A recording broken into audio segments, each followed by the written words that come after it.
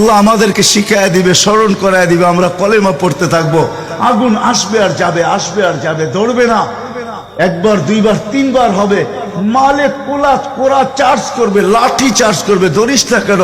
তো আগুন বলবে লাইসালি সুলতানুন আলা মান ক্বালা লা ইলাহা ইল্লাল্লাহ মুহাম্মাদুর রাসূলুল্লাহ। এই কলেমা যে পড়ে তাকে ধরার ক্ষমতা আমার নাই।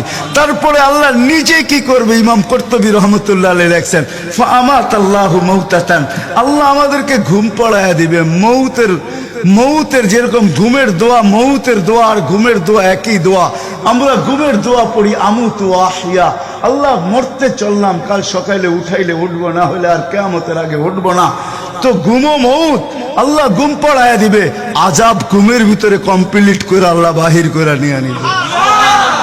নবীর সুবাদে, নবীর সুবাদে। হায় হায় হায়, একটা পর্ব এরকম আসবে জানি